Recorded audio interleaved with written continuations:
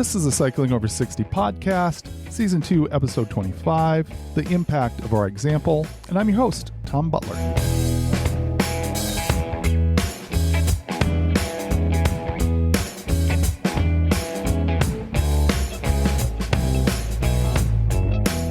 Welcome to my podcast, journaling my cycling over 60 adventures and challenges. This week, I went for the coldest ride I have ever been on.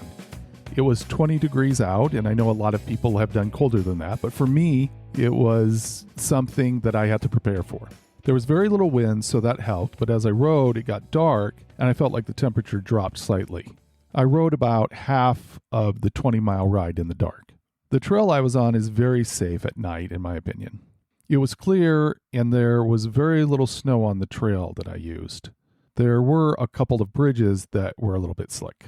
I wore 3 layers on my upper body. I had a long sleeve performance shirt under a fleece sweater, and then my cycling jacket over those. For my legs, I wore a pair of leggings under my Bayleaf cold weather cycling pants. I had on a pair of thick insulated cycling gloves, and I had 2 pairs of wool socks on. I used my 5'10" cycling shoes that give a little more room for my feet to have the socks on.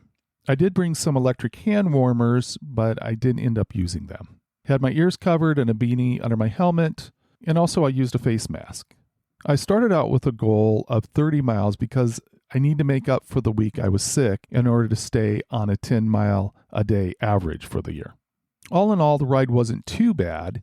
It only took about 1.5 miles for me to get warmed up from riding, so my upper body was plenty warm. In fact, I was too sweaty, and my legs were also plenty warm. The face mask was very important. I think my face would have gotten too cold from the wind resistance when riding downhill.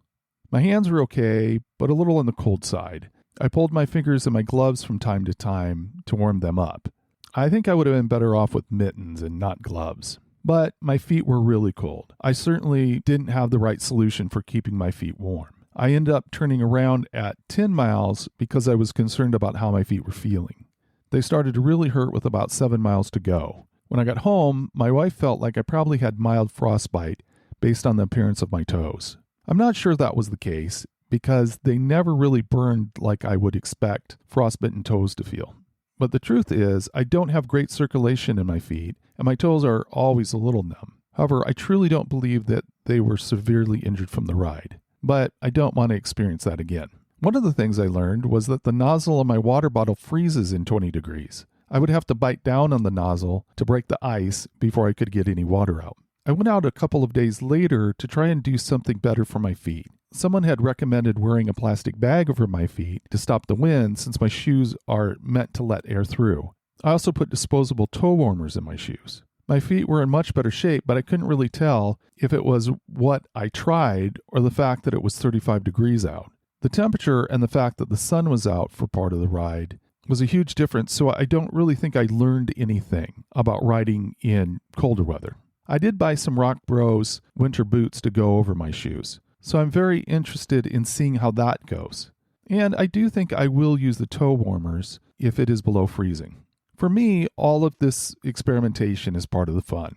As far as my riding goals this year, I should have 180 miles in, but I'm only at 111 miles. What I really need is a week where the weather isn't so ugly.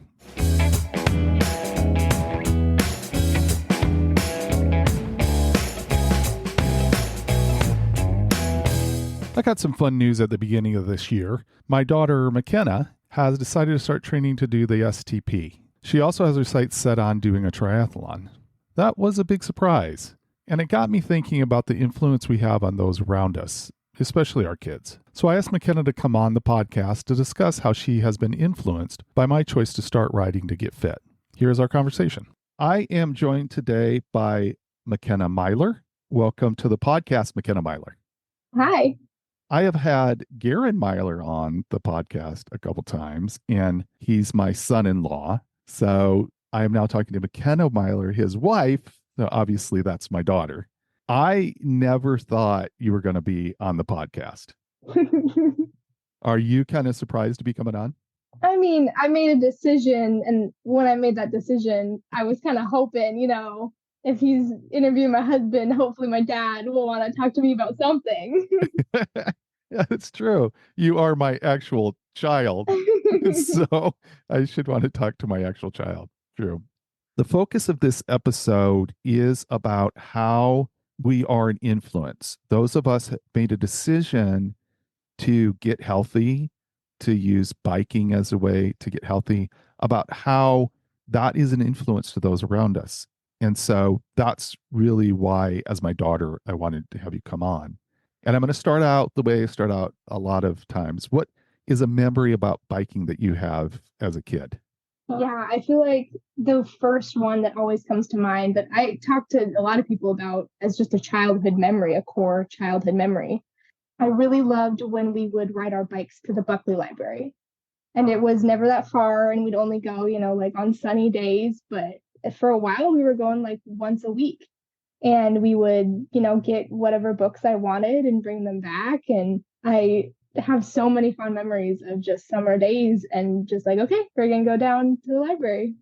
I think about us being on that road and about you being, a young kid on that road. Sometimes I question my judgment about being on that road. Do you recall at all, like what it was like for you to exit our neighborhood and like get out on the main road? Yeah, I mean, I just remember you being like, I want you in front of me. We're on the right side of the road. And so you're like, I want to be behind you so that cars are coming past me first. So I always knew that it was like a safety consideration that I need to stay as far over on the right. You really prepped me before going out the road. So I knew the rules were different once we left the neighborhood. Yeah, and you always did a good job. And that's, I think, a little bit part of your personality is like, okay, I know the Yeah. rules, I'm going to follow the rules. So, and so I don't know, there's maybe a mile stretch there on that road that again it's not my favorite road, but we would also choose times of the day that the traffic was pretty light purposely Mhm. to by being on that road. How would you describe your interest in fitness through the years? I think that, I mean, we did hikes like every weekend, it felt like growing up. I don't think I really started thinking about exercise and like physical fitness until high school. And in high school, I kind of started thinking about how I want to be able to, be strong because I saw how mom was really strong in her dentistry practice because of the work that she did when she was younger. And I knew that she did that work in college, but I kind of had this mindset of like, if she was doing all of this in college and she got really strong, I wonder what I could do if I really start now. And due to my focus and my interests, the only thing that really came out of that was swimming, which was really good for me in a lot of ways, both in my physical health and in my mental health. I didn't really get more into like strength, like weightlifting until college. So I'll kind of say that that's kind of the beginning of it. You mentioned your mom, who the right thing to say is when she was in dental school, she was buff. That's the right thing to say. She's always maintained a focus on physical fitness. Do you think it was more likely that your mom encouraged you to stay fit rather than me when you were growing up? I would definitely say that. No offense. No, yeah, I get it. I get it. So you did not see me as focused on fitness as your mom. Yeah, definitely not. Mom was always focused on physical exercises, like even like physical therapy growing up, very much focused on the building blocks of having a strong, mobile body. And there isn't a lot of focus on physical activities on either side of your extended family. So when you get beyond your mom as you're growing up, there's not a lot of examples there. Is that fair to say? Yeah, I would definitely say that. I think it's really interesting. I feel like you have always had a real outdoor focus in my life, maybe more than mom did, but she had a real fitness focus. And I think that that's kind of the culmination of the two families kind of distilled down in you two. So it's something that really, I feel like attracts you two to each other. And I was totally past all of that, which is awesome. It's kind of interesting because you weren't there in the beginning of our marriage. And I think that we had, before you were born, and I'm not blaming you for this, but, it was easier to get distracted after you were born from doing things like going to the gym or whatever. So I feel growing up that you did not see me as having a focus on fitness. Again, like you definitely would see your mom promoting it, promoting physical fitness as an important part of general well-being. When you think about your extended family, do you see them as like having no interest? Are there people in that family? It's a pretty health focused family, really, overall. But it's interesting that there's just not that physical aspect to it. Yeah. You and Garen are focused on working out. Did that come about as part of your relationship, or do you think you both had that interest and then you came together both having that interest? Yeah, we definitely came together both having that interest. Garen and I had a very long period of just being friends before we started dating or being interested in each other. There's definitely interest from Garen's side. You were pursued. I was pursued. And one thing that we did during that period of time that at our college, there weren't a lot of co-ed places that we could hang out was go to the gym. And so by the time we were getting real close to dating and we were hanging out all the time, we were going to the gym just to hang out like 3 times a week. It was just a common interest that really brought us together. It's not like we came together and were like, hey, we have this interest, we should do it. It was really the foundation of us starting to have a formal relationship. That's so interesting. It becomes kind of a foundational part of how you guys grew closer, but really out of necessity, because like you Yeah. said, there was a lot of other things to do. That's interesting. Now, I'm thinking that you're not too surprised that I started biking more. For sure. I knew like my whole life that you really loved biking. I always saw the red bike that you had, and I knew that there was never anything explicit, but it felt like I was like, I need to not touch that bike. It felt like almost a trophy. Like, this is a relic. We don't touch that bike. And you never forced that. It was never like I couldn't, but it always felt like a relic is, I think, a good way to say it. So I always knew that you loved biking. It felt to me like there were periods of time where you wanted to get back into it. And one of those was when I was young and you wanted to start going to the library more and bike with me more. I could not keep up with you at that time. So you didn't have a buddy to go biking with at that point. But seeing how Garen really got into bikes, both of you are very social. And so it makes a ton of sense to me. Like, yeah, that's kind of a missing piece there. I find that so interesting the way that you described that bike, which was a Trek 1500. I keep trying to think. It must have been like 84 or 85, somewhere there, that I purchased that bike. And like you're talking about like a museum piece. It's like there's this thing in the garage that you don't touch because it's a museum piece, you know? So it's funny, and we'll circle back to that in a little bit here. I am not surprised that my interest in biking came through to you. It's just that the time I spent biking was so limited for so many years. You know, when we went to the library, it was like a, I don't know, 3 mile one way, 6 mile round trip thing. We would go and find books and come back home, which was a cool thing. I loved that, but it was not putting in any work on the bike. So at one point, I'm sharing with you that I'm getting back. I'm taking biking more seriously. I did the Great Cycle Challenge, and then I announced that I wanted to do the STP. Do you remember having any thoughts when I first talked about doing it? I remember being super excited. I don't know if maybe you talked about it previously before saying you wanted to do it. I feel like I had known about it and I knew that it was like a big deal. Like, it definitely felt like a stretch goal to want to do the Seattle to Portland bike ride. It feels very you.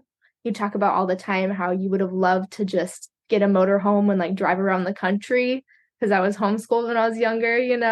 So it feels very you, this kind of scenic ride in the summertime. It was so exciting to be like, okay, this is a real thing that could happen and be a catalyst. I like that thought of catalyst. Did you think that I needed that kind of catalyst? Were you thinking my dad's out of shape? He needs something to get him back into shape? Not necessarily. I definitely want my dad to be active when he's old. And so to think of a catalyst that could cause you to be mobile with me longer is that's what's exciting to me. That's cool. And it's definitely part of it. The health changes I've made, there's definitely this element of I want to be there for my family longer. There's been several things that have kept me from doing things with my family. I don't want physical limitations to be there. That's a huge part of it. It is a huge motivation. It's interesting because you don't seem to think that I'm old. No. So what is old in your mind? I feel like it's a moving target. Like my grandparents are continually old, and I'm never going to see you as old. That's funny. It is an interesting dynamic because I feel like I will say something and what I get from you is like I'm like 40 years old in your mind or something. It's like, yeah, for sure you can do that. I'm like, I don't know. Yeah, you can do that for sure. So there's this element of like, I don't take your view of my age that seriously. Hey. You are not a trusted advisor when it comes to like how old you see me being. I think there's some sort of invincibility that comes with thinking about your dad and thinking about what your dad can accomplish. And I was always told, you set your mind to something, you can accomplish it. And I, in my short lifespan, have accomplished some pretty cool things. And I know that, and so have you. And so to me, it's like, you want to do something. Yeah, you're going to do it. Of course, you're going to do it. Now, the truth of the matter is, your view of my age, like 2 years ago, was actually more aligned with how old I feel now than my view of my age was. Again, like 2 years ago, I was like, I could never do the STP. I missed my chance to do the STP. But I think you would have been, no, if you want to do it, you can do it, and that's turned out to be the case. A couple of episodes ago, I interviewed Anita Elder, and she's amazing. I find her to be amazing. And she talked about how she got emotional when she crossed the STP finish line. I did too. And a part of that was that you were there. You and your mother both greeted us as we came across the finish line. I'm wondering what thoughts were going on in your mind as I was coming in on the STP. I am a feelings person, not a thinking person as much. So for me, there weren't really a lot of thoughts. It was just a lot of like, I want to absorb every single second of this moment. So we were cheering, I love cheering people on. And so we were there right at as close to the finish line as we could be, just cheering you guys on. And I just remember scanning your face and we were worried about you, right? Because it was hot. And we know you were pushing yourself. So we were like worried, like, okay, what's he going to be like when he gets here? And to see you smile going across that finish line was just like, it choked me up. Mm-hmm. And of course, seeing my husband go across the finish line was awesome too. But I know it wasn't as much of a push for him. So once we met you and we walked around and we met you guys and embraced, I think I actually cried real tears because I was really proud of you. And I that will always be such a moment in my mind of like, and I do think catalyst is the right word, of like, this is huge. This proves that you can do what you want to do, even if you think you've already missed it. Yeah, it's a message, and it's a, yeah, I think this catalyst is a good word. The whole training to do it and the things that I experienced along the way, the times where I was like, I don't know, maybe this isn't going to work. Maybe I'm going to be too slow. Maybe I am too old. And then like working through that, that was a game changer for sure. And it felt really good to be part of it. Like we were supporting you guys, right? And it felt really good to bring you that ice cold jersey on the second day and to be like, okay, this is another cold thing to help him get through this blazing heat, like record heat that we're experiencing this weekend.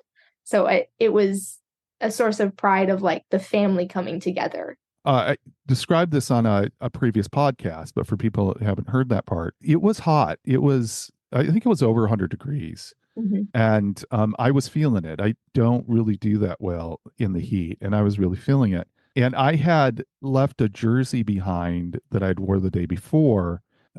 Guys washed it out by hand, and then they brought it to me halfway through, and they had packed it in ice, and so it was wet and it was freezing cold, and I was really hot, and I put that jersey on, and it was like freezing cold. I mean, it was like shockingly cold to try to get that jersey on, but it felt so good. And then, like, in a matter of seconds, it was hot. That was a really smart thing to do. That was really helpful.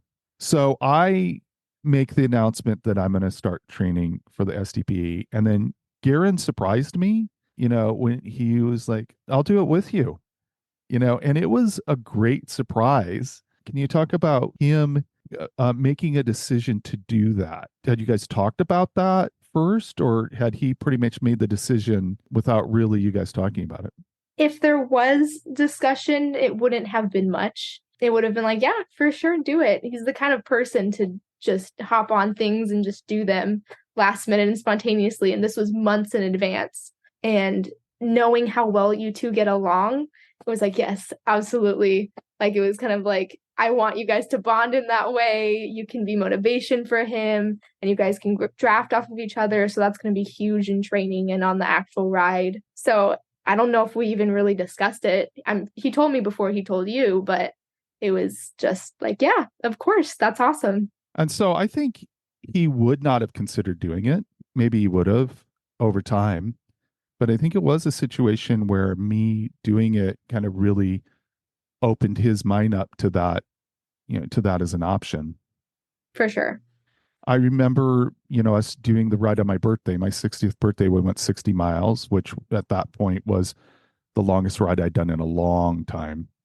And that was just really fun. It was really a fun way to spend my birthday, just like accomplishing that and spending time together. So that was fun. Then we got together later and went out to eat, and it was a really fun day. It seems like that has been something that kind of is a part of our family now, that Garen and I are cyclists. I'm wondering about you now. You're seeing me improving my health, and I'm going to give you a bit of information here. I had the continuous glucose monitor for a while, and that really has changed the way that I think about food. There were some outcomes from that that needed to be measured in my blood.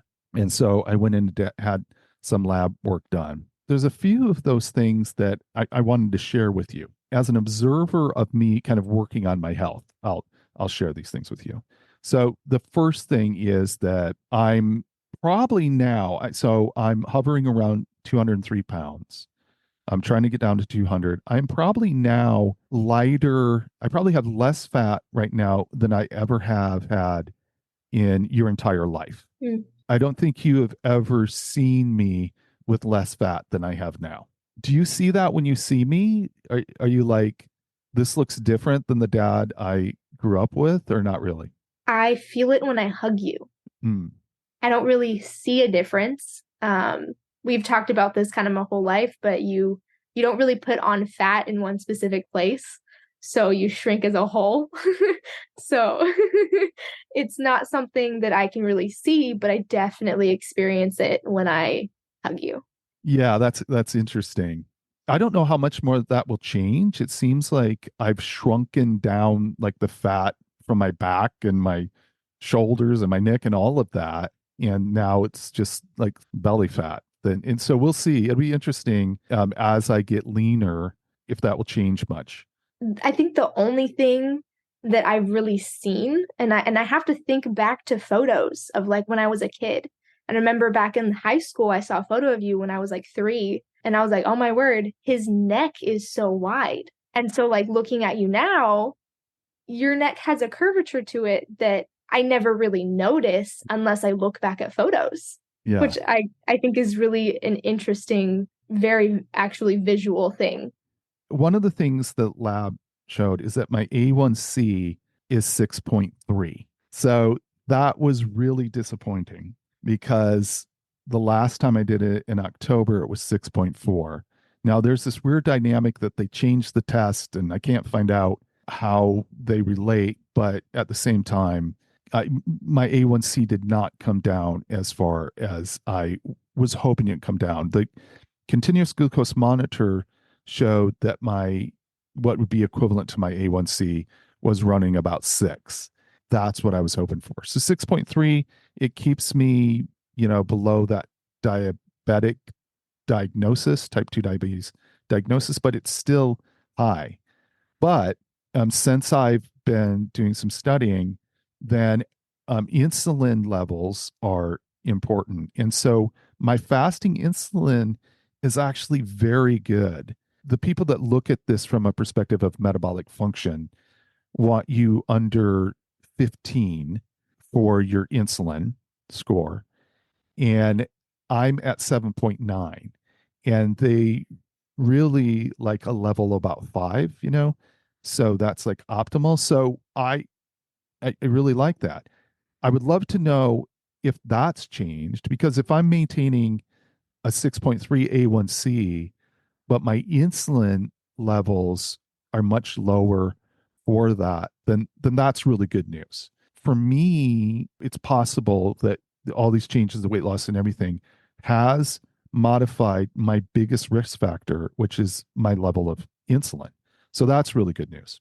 The other thing that's really good news is that my lipids are excellent, and especially my triglycerides.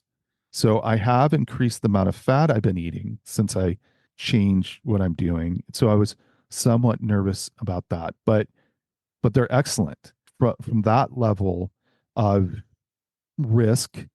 Then I feel really good about it, and that's probably almost all of that is probably the cycling. Getting out and getting healthy that way.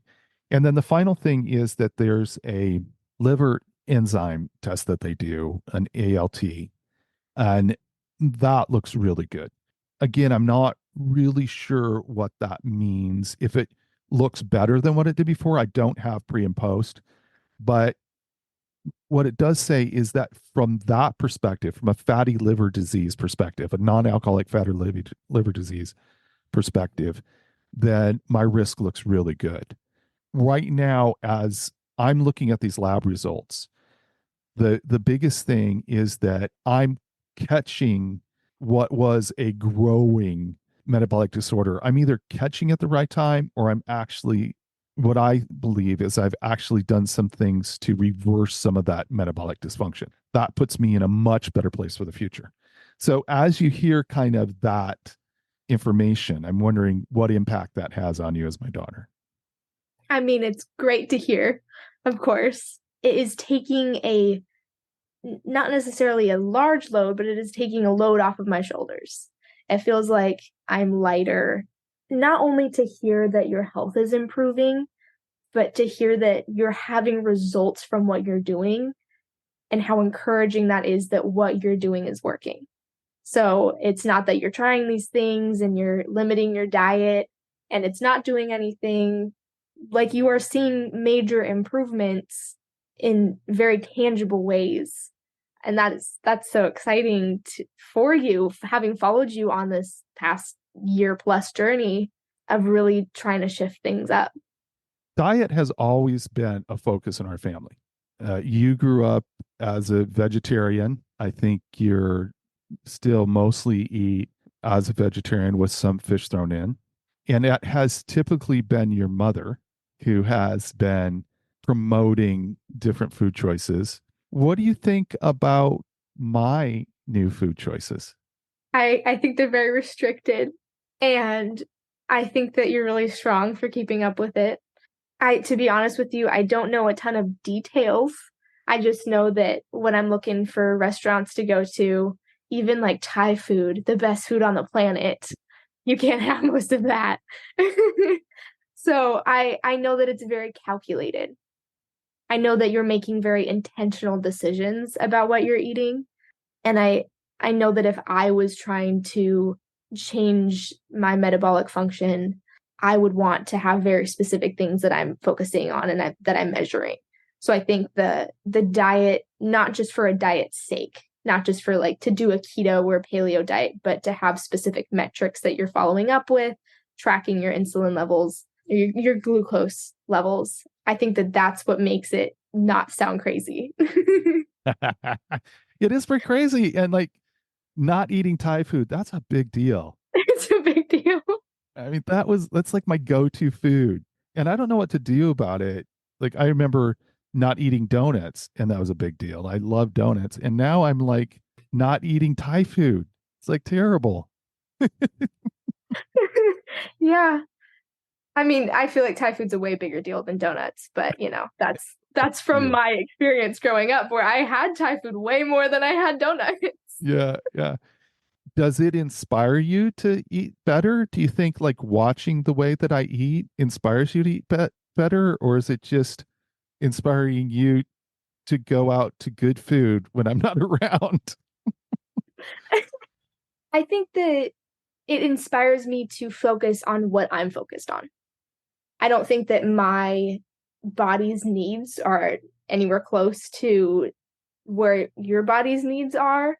And so my focus has really been on nutritionally dense foods and getting the right kind enough food. Whereas for you, it sounds like it's more of a limiting focus. And so Garen and I shop at like PCC, and we get all organic, natural, local foods as much as we can. And so seeing you focus on your diet gives me encouragement to focus on my diet in the ways that I am being intentional, but not necessarily to focus on what you're focusing on, because I recognize how different our body's needs are. You guys are pretty deliberate about what you buy for food. Mm-hmm. And part of what I'm looking at is really avoiding as much as possible highly processed food. Mm-hmm. And it seems like you guys do that. Well, I am just so incredibly blessed and lucky that my husband does all the cooking that he does. He is an amazing chef, and he consistently just makes more and more food from scratch. He made pizza from scratch and sauce from scratch tonight with fresh produce on as our toppings. And so that is a huge factor. I'm not sure that I would be doing that on my own. Yeah, so you guys are abnormal as far as American diet goes. And also, you mentioned PCC. So people from not at this area, PCC is a food co-op. They have a tendency to source their food a little bit differently. They're, a high quality food. Um, and it's more expensive. What do you guys think about at your age, the investment you make in buying real food? I mean, it's a major decision. We definitely choose having a large budget for groceries over entertainment. So rather than going out and seeing a movie or buying games or anything like that, like we really have a focus on outdoors and buying that food, and we kind of limit ourselves to that. We're also both early in our careers, so we're working with a limited budget, and we have had several discussions where we choose, okay, nope, we're gonna continue having this budget for our groceries despite inflation and everything that we're seeing across the US when it comes to food prices and quality food prices. I think that we see a lot of the influence that your mother and I have had on you. And part of that is for your entire life. Part of that is lately. And you have just made a decision now that I'm pretty excited about, which is that you're going to start riding bikes more. Yep. Talk about the genesis of that. So Garen has been saying for a couple months now that he wants to do a triathlon. And I have seen you guys do all these bike rides in 2023, and I've supported, but I was not in a position to join that. And I'm thinking about him doing a triathlon, which includes swimming, which I love. And so I've just been thinking over these past couple of months, I want to be able to do that with him. Now, I don't think that there's a way for me to do that in 2024. And so I didn't say anything for a long time. But I came to realize in December that I could train this year. And if I could get him to agree to move our triathlon to 2025, I could do it with him. And so on New Year's Day of 2024, I asked Garen if he'd be willing to do that, and kind of made a New Year's resolution that I'm going to start training for a triathlon this year. So I bought new running shoes, and I'm sure you're going to want to talk about the bike that I'll be riding. And we're going to figure out a gym membership where we can start training swimming. So the swimming part of it, I think you feel confident that you're going to, it's going to take some training, but I think you feel confident. You're doing a sprint marathon. So what are the distances? It's 1 mile swimming, 25 miles cycling, and about 6.5 miles running. It's a 10K running. You're choosing, not an Ironman. No. Which is wise, but it will take you a bit, swimming to get back into shape with that. Mm-hmm. How do you feel about the running part of it? That's the part I'm looking forward to least, for sure. That's going to be a mental battle, I think, more than a physical battle. I have no concerns about being able to get in shape for that, but it being the last leg of the triathlon and the thing that I dislike the most, which really the only thing I do dislike of the three. I know that it's going to be a mental push. Not too long ago, Garen did an event that I did not do, a bike ride that I didn't do, but we all went together to support him. And then we ended up giving a ride to someone who's just a super interesting person, I think. And she does all kinds of events, including triathlons, but she's like they're major time, big time triathlons. Did she influence you at all, you think, kind of hearing her adventures? Potentially. I see what age she is and how much of an absolute beast she is. And there's totally this thing in my mind of I would love to be like that when I'm her age. And she's not that much older than me. But there's enough time that I'm okay, maybe if I start now, I know for a fact I will never do everything that she has done. But she recently did an Ironman, and I kind of got to see her process of her training and, what she did for that. And she has a hilarious way of putting things on her stories. And so it was really engaging and fun to watch that. And so I would say it was definitely more Garen and his drive and what he wants to do. But being someone who likes to follow the rules and know what's coming, it was very cool to see her training regimen and how she went through that. So to me, it's kind of interesting because we met her because we were involved in events. And so it feels like the more events like you and Garen are involved in, it's going to be like the social network that kind of reinforces things. I think that there's been this family influence that you've had your whole life. And again, I think recently, my decision to do things and then Garen's decision to do them with me had a big influence. But it will be interesting the more people that you meet, the more women that you meet that are beasts, kind of how that triggers that part of you. I'm going to be very interested in watching that. We talked about the swimming, we talked about the running. Now, I didn't think you would get into biking. Really? I've heard you talk about what you see as how unfriendly bikes are to women, to women's physiology and everything. And I'm like, she's never going to get on a bike. But that's not the case. So what changed there? Did you learn some stuff or what changed? I think the biggest thing that I learned is that there are bikes built around women's geometry and the difference there. And to know that there are different types of saddles that are specifically made to be more forgiving, I think that that's huge, because growing up, it was just a regular bike seat. I had no idea that there were different types of bike seats or ways to even adjust the bike that I'm learning about now, that I'm so new to, but I'm learning about now. And there was a lot of research that Garen did over the past year, because he loves doing things with me. and I love doing things with him, and we love being active together. And so he's been doing a lot of research like, hey, look, there's live bikes. There's these types of saddles. There's this kind of adjustment where you can space the pedals out. Like, this could be good for you. And I think it was just an accumulation of like learning all those things. And this is tough to admit that his research really, his little pokes really got to me. You don't want to give him that knowledge for the future, right? Right. It's like, I don't want you to know that this is effective. This motivated me. That's hilarious.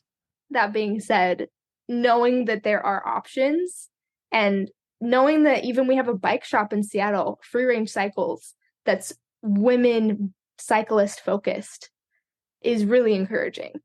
Now, you are starting out with, in my opinion, like one of the worst bikes you could start out on. I disagree. I have to disagree. Well, so just so people know, the red bike that was in the garage that was like a museum piece is the Trek 1500 that I bought when I was younger and I did more cycling. And now that is the bike that you and Garen are like working on for you to start riding. Mm-hmm. So it doesn't fit. There's like no ways that bike fits. I mean, I've really been shocked in the type of adjustments that we're able to make on that bike. And I actually think it's going to work pretty well. I'm really excited to start riding on it. And we're actually going to take it out for a test ride for the first time after this. What do you mean after this? Tonight? Oh, yeah. Shoot. I wanted to be there. Now, I get somewhat nervous about that bike. So this is a real dad-daughter moment for the podcast here.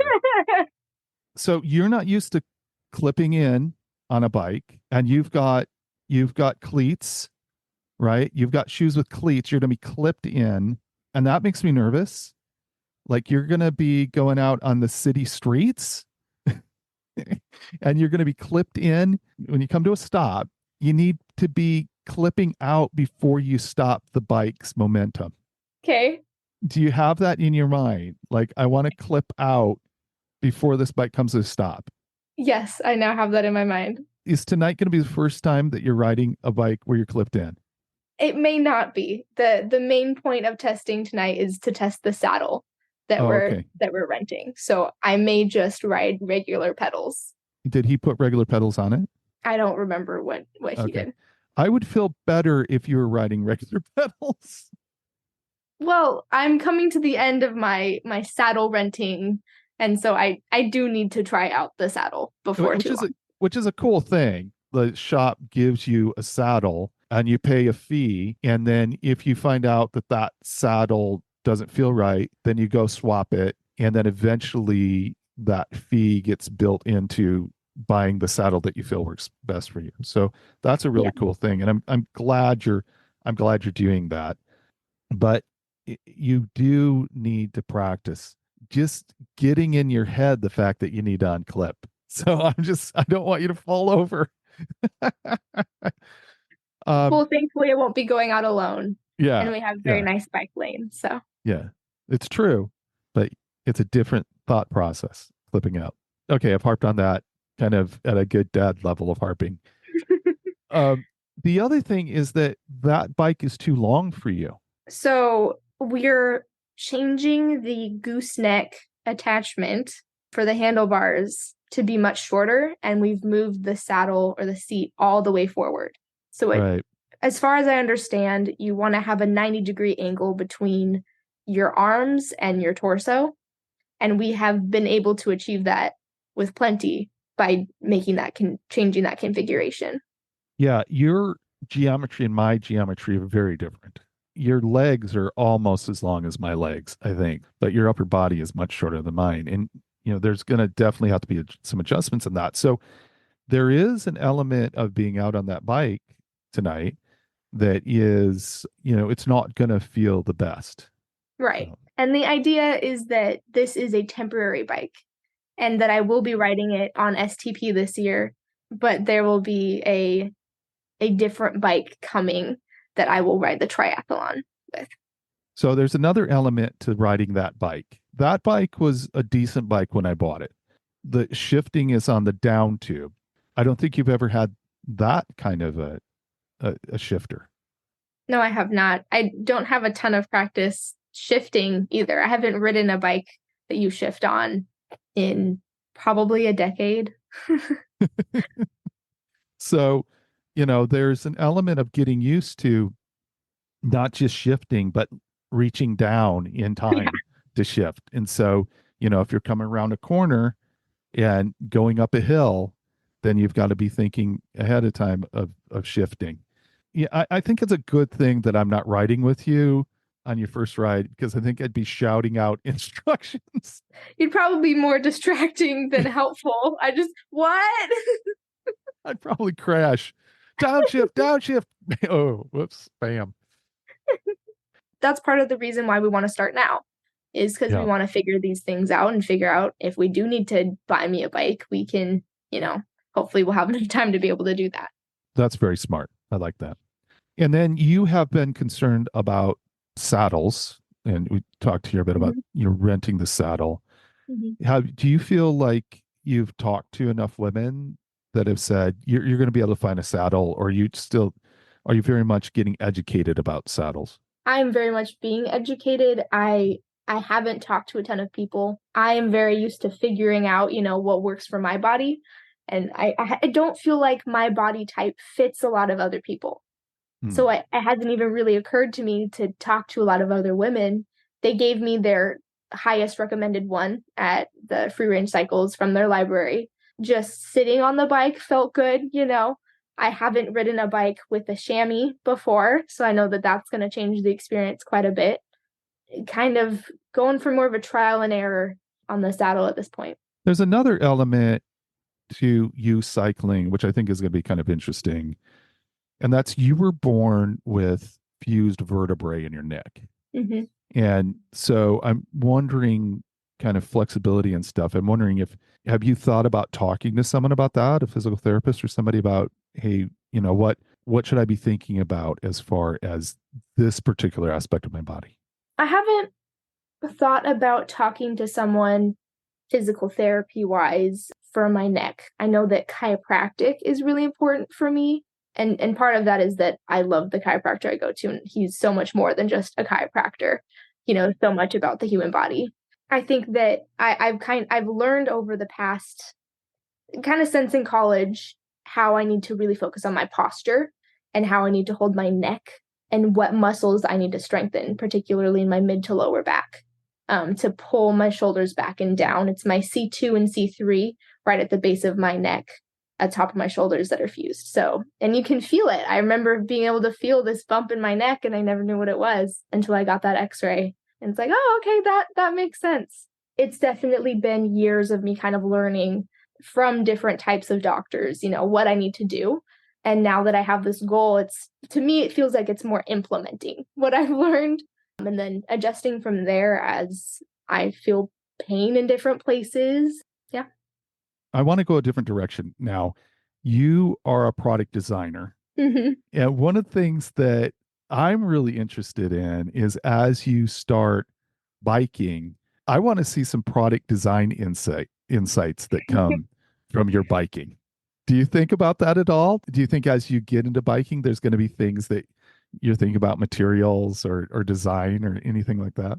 I definitely think there is going to be a huge focus on biking as a woman.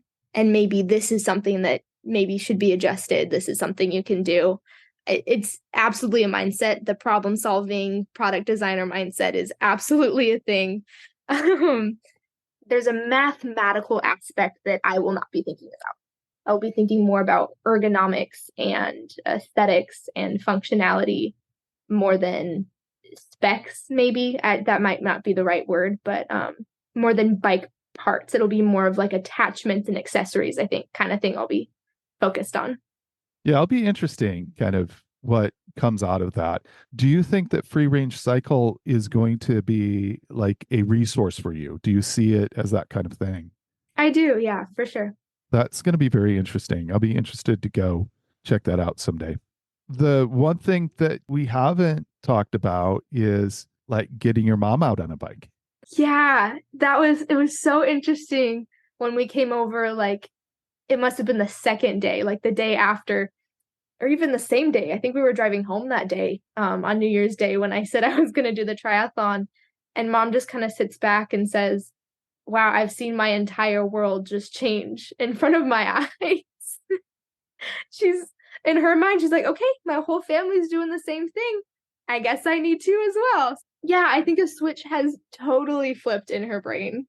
She is going to be a challenge as far as finding a bike that is comfortable for her as well. So I think that will be an interesting thing for you and her to bond on as far as women cyclists. I think that she'll probably always ride an e-bike. The e-bike that she currently has does not have a lot of flexibility for adjustments. So we're going to have to find something that we can adjust for her. I would have to say it feels really good to be a positive influence on you as far as your fitness is concerned. I like that a lot. And I think that's definitely true, right? Absolutely. And I think it's maybe the first time in my life that I've really been that kind of a health influence on you more than your mom. So that's interesting. What would you say about what it means to kids? You know, like if you look back at both as a young kid and as an adult child, what would you say it means to kids that have parents that are trying, watching parents improve their own fitness? I think there's a lot of rhetoric around enjoy your childhood and enjoy when you're young, because it changes, like when you're 30, your body starts falling apart. And so for me to see you, and I think for other people my age, to see people who are riding their bikes in their 70s, there's so many videos of these insane, like women that are in their 90s and they can do push-ups and all of these exercises, flex, like mobility exercises. And they're just continuing to be able to do day-to-day things. For me, I feel less like the world ends when I turn 30. I get to enjoy the rest of my life, and I get to, when I hit 60, my life is going to continue and I'm going to still get outside and do the things that I want to do. And I could be cycling, and to be able to have a range to see kind of the things that my parents are getting involved in and what they're able to do at their age. It's like, okay, I'm going to be able to keep these hobbies up when I'm old. And maybe that's something that I put a little bit more effort into now, knowing it's a longevity. It's an important thing to be able to see that and to have that shift about what aging looks like. I think it's so important for our nation, really, to have the example of how different it looks to be older and to be fit. The thing that I think about most is trying to get the message across, stay with it. I got away from it for, 20 years or whatever. So what I would like the message of my life to be is stay with it. First be fit, be active, but stay with it, because coming back from it is a lot harder than staying with it. And the thing that interferes the most is time, is having time to stay with it, and just make it important enough that you take the time. That's what I would like my message to be. I think there's a huge aspect to leading by example, being a parent that says, hey, I want to go cycling. And so that's how you hang out with your parent, is that they say, I want to go cycling with you. And so, okay, if I want to hang out with my dad, I need to get a bicycle so I can go out and we can go on these long all day rides and really bond over that, and really bringing your kids into those hobbies. Because knowing that now I'm going to be able to go on those all day bicycling rides that you and Garen do on Sundays, like I'm so excited for that. I never felt a ton of pressure to go with you guys because I didn't have a bike that could do that. But I always felt a little bit like, I wish I could be with them. That's cool. No, that's well said. Well, McKenna, thank you so much for having this conversation with me. I am going to be so interested to have another conversation with you, like before you do the triathlon, a year from now or whatever, when you've had some time in the saddle and you've adjusted the bike and you see how it fits, and so that you know a lot more about how you're to biking. So I'm interested in doing that. But thanks for doing this. Yeah, it's always fun. So I will talk to you later, I'm sure. So take care. Okay, you too. Bye.